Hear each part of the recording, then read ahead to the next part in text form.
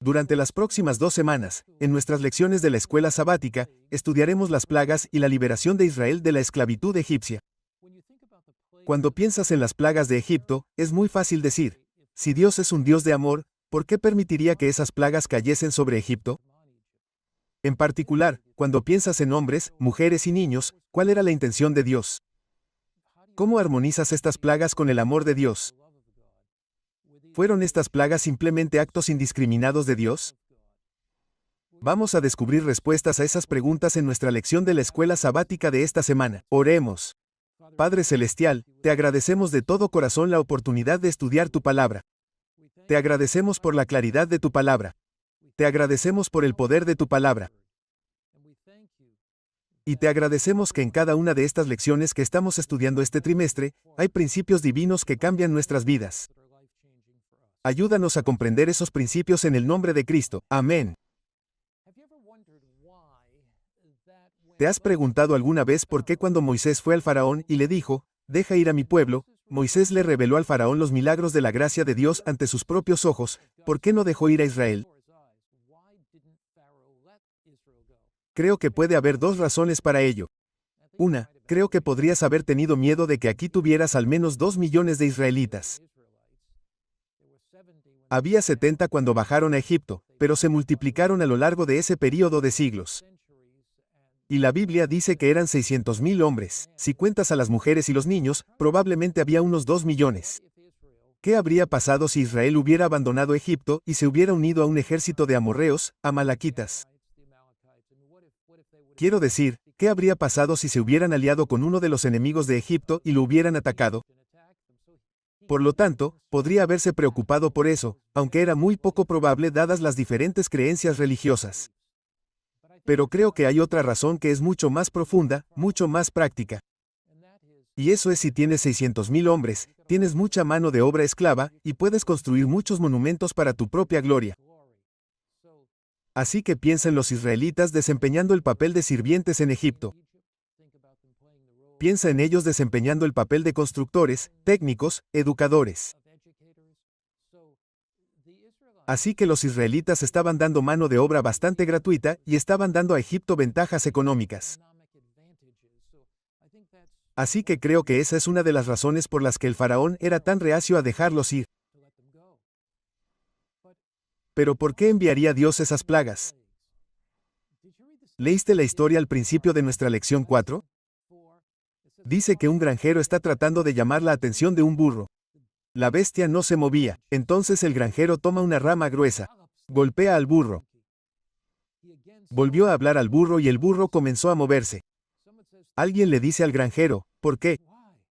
Eso funcionó.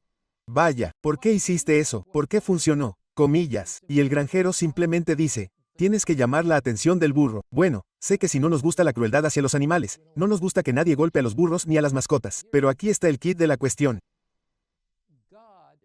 Dios tenía que hacer algo para llamar la atención del faraón. El propósito de las plagas desde el punto de vista de Dios era hacer que el faraón y los egipcios comprendieran quién era Dios.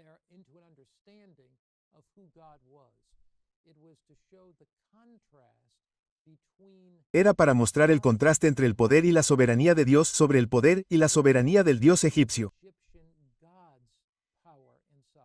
Dios estaba demostrando que era supremo sobre todos los dioses egipcios.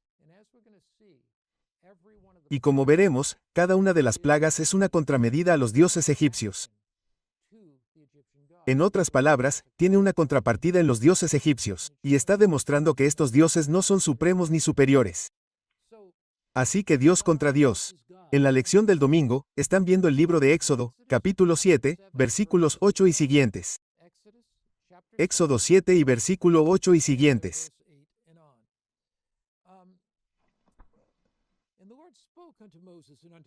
Y Jehová habló a Moisés y a Aarón, diciendo, cuando Faraón os hable, diciendo, haced un milagro, diréis a Aarón, toma tu vara y échala delante de Faraón, y se convertirá en serpiente.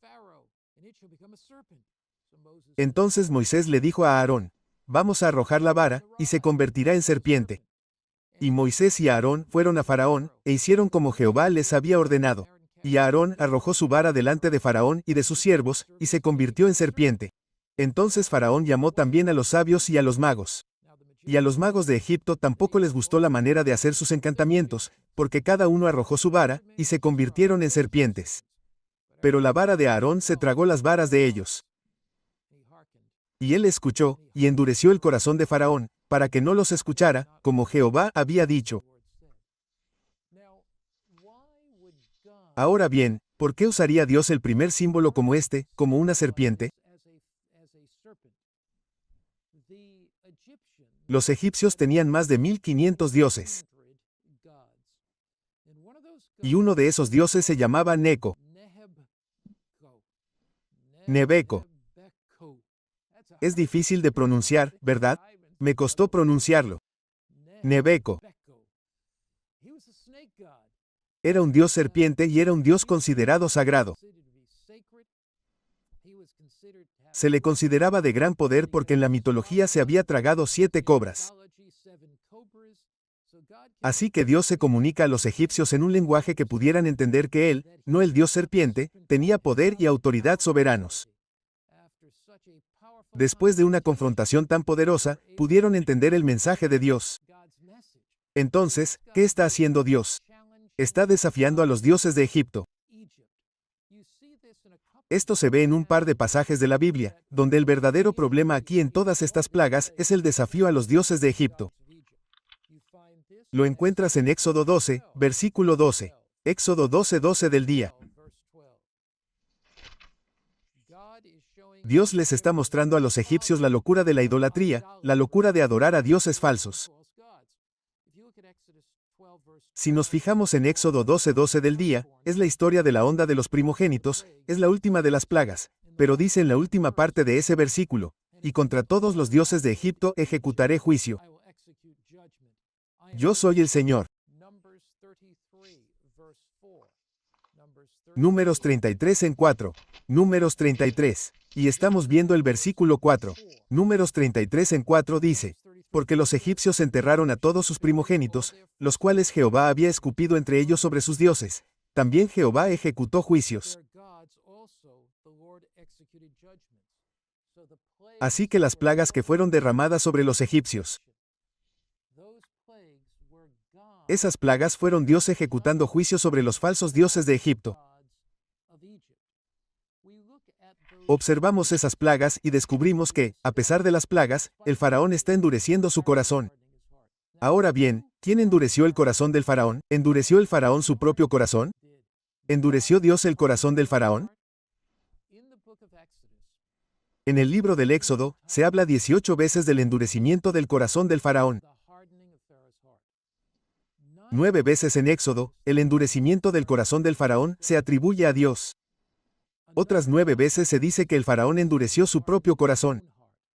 Entonces, ¿cuál es la verdad de esto? En otras palabras, Dios le da una oportunidad al faraón.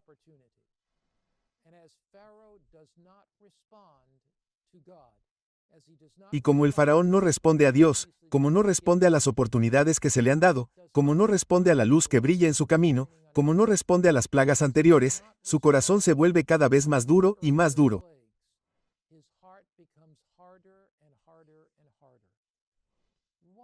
¿Qué es lo que endurece el corazón de una persona?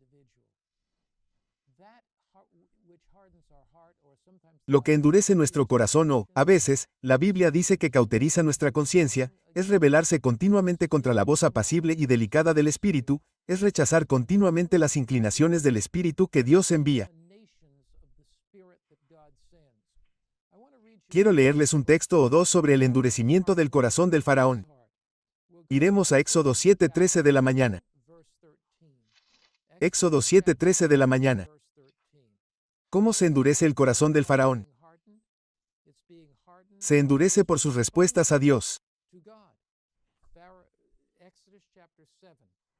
Faraón, Éxodo 7, pasamos al versículo 13.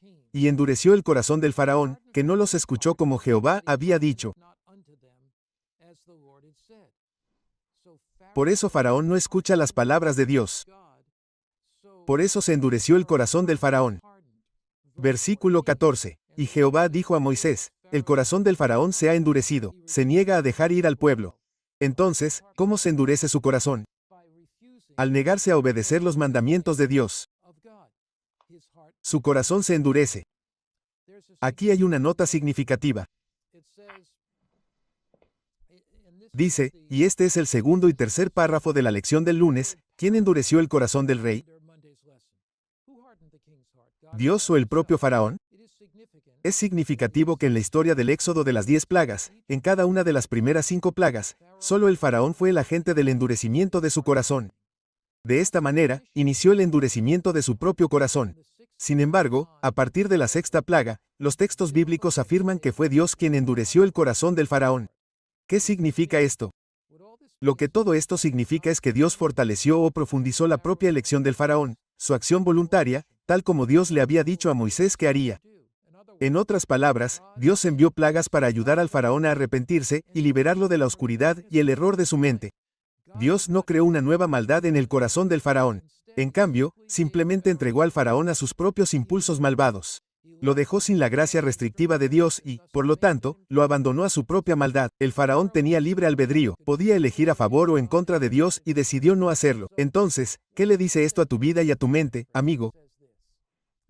Dice lo siguiente: cuando elegimos darle la espalda a la voluntad de Dios, cuando elegimos hacer conscientemente aquello que no está en armonía con los principios de las Escrituras, cuando nos rebelamos contra Dios abierta y conscientemente, estamos endureciendo nuestro corazón. Las convicciones del Espíritu que rechazamos hoy se vuelven menos importantes mañana.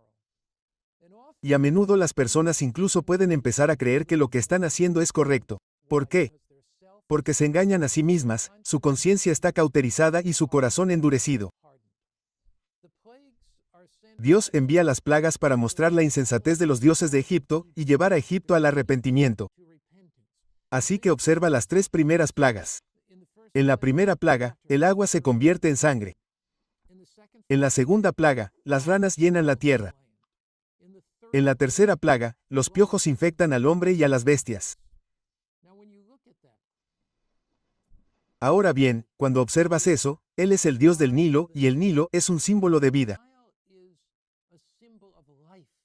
Si no tienes el Nilo, tienes un desierto total. Pero tienes lo que se llamaba la alfombra abisinia. Era una alfombra verde que fluía a través de Egipto. Porque el Nilo fluía y, rodeando el río Nilo, había una hermosa tierra verde y exuberante donde había tierras de cultivo. Incluso hoy en día, hace un par de años di un paseo en barco por el río Nilo y me quedé asombrado porque, ya sabes, sales del desierto, pero miras a lo largo de las orillas del Nilo y tienes esta hermosa margen verde, y ahí es donde se siembra. Ahí es donde crecen los cultivos. Pero Él era el Dios del Nilo. Cuando el agua se convierte en sangre, ya sabes, la vida de la carne está en la sangre. Cuando el agua se convierte en sangre y cuando las cosas en el Nilo comienzan a morir, el Nilo no da vida. No puede darles vida. Solo Dios es el que les da vida. La primera plaga iba dirigida a Hapi, el dios del Nilo. La vida en Egipto dependía totalmente del agua del Nilo. Donde había agua, había vida. El agua era la fuente de vida. Así que inventaron a su dios Hapi y lo adoraron como el proveedor de vida. Pero solo el Dios viviente es la fuente de la vida. Eso es lo que Dios intentaba enseñarle al faraón. Luego está la siguiente. Tienes ranas. Y aquí tienes a Jequit. Se enfrenta directamente a él. En lugar de vida, el Nilo produce ranas, que los egipcios temen, detestan y son pobres. Quieren deshacerse de ellas. Mira, la diosa rana es equitativa. Pero no puede protegerlos de las ranas. Están por todas partes. Están en sus calles. Están en sus ciudades.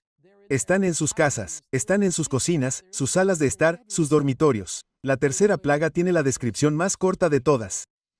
Algún tipo de insecto podría ser ranas, mosquitos, garrapatas, piojos. Está dirigido al dios Jebe, el dios egipcio de la tierra. Y de nuevo, Dios es el Dios de la creación. Dios es el Dios que es soberano sobre toda la creación. Es el Dios del sol, la luna y las estrellas. Es el Dios de las frutas, los árboles y las flores. Él es el Dios de los animales. Él es el Dios de toda la naturaleza. Él es el Dios soberano.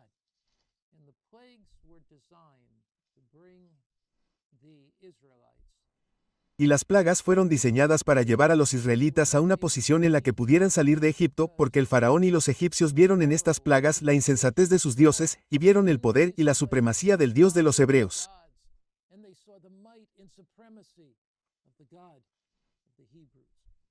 Ahora bien, hubo 10 plagas que cayeron sobre Egipto. Las primeras 3 cayeron sobre la tierra. Las últimas 7 cayeron sobre el ganado. Cayeron sobre individuos. En las últimas 7 plagas de estas 10, Israel no se vio afectado no se vio afectado por las plagas. Recuerden, en los últimos días, habrá 7 últimas plagas. Y en las 7 últimas plagas, el pueblo de Dios no se verá afectado por ellas en absoluto. Estarán protegidos por ellas como lo estuvo Israel. Israel sobrevivió a las plagas y fue liberado después de ellas. El pueblo de Dios en los últimos días sobrevive a las plagas y es liberado después de ellas. Recuerden lo que dice el Salmo 91. Dice, caerán a tu lado 1000, y a tu diestra 10,000, mas a ti no llegará, ni plaga tocará tu morada. Y en el Salmo 46 dice, Dios es nuestro amparo y fortaleza, nuestro pronto auxilio en las tribulaciones. Por tanto, no temeremos que la tierra sea removida por los montes, ni que sea arrojada al medio del mar. Dios está en medio de ella y la ayudará. Así que tenemos ese poder protector de Dios durante las plagas, al igual que los israelitas. Las siguientes 3 plagas son las moscas, el ganado y los forúnculos. Leemos sobre eso en Éxodo, capítulo 8, comenzando con el versículo 20. Éxodo, capítulo 8, comenzando con el versículo 20. Y leemos, y pondré una división entre mi pueblo y tu pueblo. Eso es entre los israelitas y los egipcios. Mañana habrá una señal. Y el Señor así lo hizo. Entonces Él pone esa división entre ellos, esa barrera entre ellos para que los israelitas no se vean afectados por esas plagas. Versículo 24, Éxodo capítulo 8. Y el Señor así lo hizo, y entró una plaga de moscas en la casa del faraón y en las casas de los sirvientes. Debe haber sido terrible. La tierra se corrompió con una plaga de moscas. Entonces el faraón llamó a Moisés y a Aarón, y les dijo, «Iría a ofrecer sacrificios al Señor vuestro Dios». Y Moisés dijo, «No es comida para nosotros hacer eso, no lo haremos. Porque sacrificaremos la abominación de los egipcios al Señor nuestro Dios». ¿Hemos de sacrificar la abominación de los egipcios delante de sus ojos? ¿No nos apedrearán? Iremos 3 días de camino por el desierto, y ofreceremos sacrificios al Señor nuestro Dios, como Él nos ha mandado. Y el faraón dijo, «Os dejaré ir para que ofrezcáis sacrificios al Señor vuestro Dios, pero no os alejéis tanto». Entonces el faraón dice, «Miren, no se vayan muy lejos». Ahora bien, ¿cuál era la preocupación de Moisés? La preocupación de Moisés era que algunos de los animales que sacrificarían serían sagrados para los egipcios. Los egipcios los verían sacrificarlos y luego los atacarían, y habría una gran batalla y derramamiento de sangre. Así que Moisés no quería eso, quería irse a 3 días de distancia. Y Egipto y el faraón dicen, «No se vayan tan lejos. No se vayan tan lejos». Eso es lo que Él nos dice hoy. Dice, «Oh, pueden adorar a Dios, pero no se alejen tanto del mundo. No se alejen tanto de las cosas de este mundo». Recuerden lo que dice la Biblia. No améis al mundo ni las cosas que están en el mundo, porque el amor al mundo, los deseos de los ojos y la vanagloria de la vida, todo eso se desvanecerá. Miren, Él quiere que comprometamos nuestra integridad. Él quiere que no nos alejemos demasiado del mundo. Quiere que tengamos suficiente religión para que nos dé cierta satisfacción, pero no la suficiente para darnos una paz interior profunda y duradera. Así que Él juega con nosotros. Un pie en la iglesia con Cristo, un pie en el mundo. Moisés sabía que un compromiso como ese llevaría al desastre espiritual. Y entonces Dios desafía a los dioses de Egipto y los desafía a ellos. Las moscas vienen moscas. Ahora bien, hay un dios llamado Utak, que era el dios de las moscas y el dios de los pantanos y las marismas. Había un escarabajo, que era el dios de la salida del sol. Se le representaba con cabeza de escarabajo. Se suponía que protegía las cosechas. Y así tienes a Hathor, la diosa egipcia del amor y la protección con cabeza de vaca sagrada, y se suponía que protegía. Y luego tienes dioses que protegían el cuerpo de los forúnculos. Pero lo que ocurre es que no pueden proteger. Esto lo encuentras en Éxodo, capítulo 9. Éxodo, capítulo 9, versículos 11 y 12. Y los magos no pudieron presentarse delante de Moisés a causa de las úlceras. Porque la úlcera estaba en los magos y en todos los egipcios. Y Jehová endureció el corazón de Faraón, y éste no los escuchó, como Jehová había dicho a Moisés. Faraón siguió tomando decisión tras decisión tras decisión. Dios le permite tomar decisiones. Y mientras tomaba esas decisiones de no dejar ir a Israel, el corazón de Faraón se endureció. Y Dios permitió que ese proceso de endurecimiento tuviera lugar y endureció su corazón. Entonces llegaron las siguientes 3 plagas. Hay granizo, hay langostas y hay oscuridad. Estas plagas me interesan especialmente. Nut era la diosa egipcia del cielo y los cielos. A menudo se la representaba controlando lo que ocurría bajo el cielo y bajo la tierra. Pero, aún así, llegó la peste, llega el granizo. Osiris era el dios de las cosechas y la fertilidad. Pero, aún así, el granizo las destruyó. Las pestilencias los destruyen. Ahora Dios anuncia que su propósito al dejar vivir al faraón es que toda la tierra lo conozca. Éxodo, capítulo 9, versículo 16. Y ciertamente para esto te he levantado, para mostrar en ti mi poder, y para que mi nombre sea anunciado por toda la tierra. Sin embargo, tú te ensoberbeces contra mi pueblo, y no los dejas ir. Dios dice, Faraón, te estoy mostrando mi gloria. Te estoy mostrando mi poder. Te estoy mostrando la falsedad de todos estos dioses de Egipto. Pero entonces algo sorprendente sucede en la tierra. Llega la oscuridad. Lo encontramos en el capítulo 10, versículo 20 en adelante. Pero el Señor endureció el corazón del faraón para que no dejara ir a los hijos de Israel. Y el Señor dijo a Moisés, extiende tu mano hacia el cielo, para que haya tinieblas sobre la tierra de Egipto, tinieblas que cualquiera pueda palparlas. Moisés extendió su mano y hubo densas tinieblas en toda la tierra de Egipto durante 3 días. No se vieron unos a otros, no salieron de su lugar durante 3 días, pero todos los hijos de Israel tuvieron luz en sus moradas. Luz y oscuridad.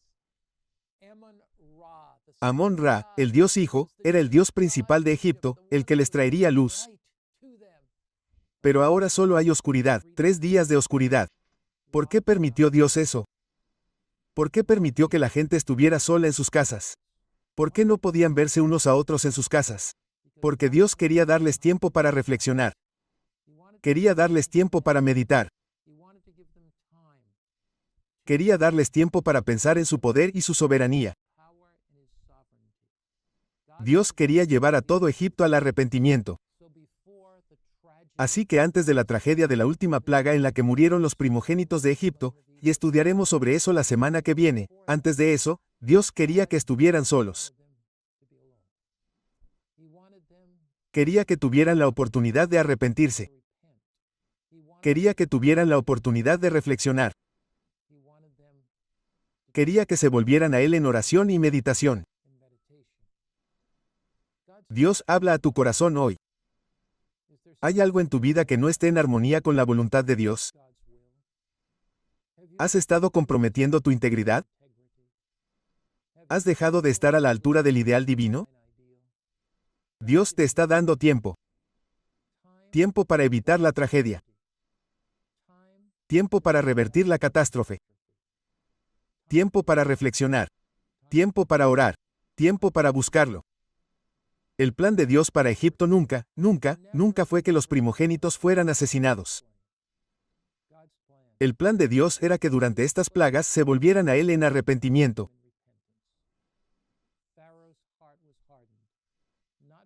El corazón del faraón se endureció no por algún decreto divino de parte de Dios, sino porque día tras día, momento tras momento, a pesar de la mayor evidencia posible, le dio la espalda al Dios verdadero.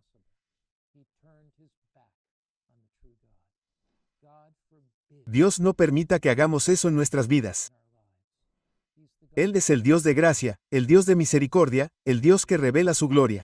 Abrimos nuestros corazones para recibirla. Oremos, Padre Celestial, gracias por tu amorosa gracia y bondad, gracias por tu misericordia. Gracias, Padre, porque podemos conocerte a ti, cuyo conocimiento es vida eterna. Y gracias porque eres la luz que brilla en nuestra oscuridad, porque eres el Dios de la luz, porque Jesús es la luz del mundo. En el nombre de Cristo, amén.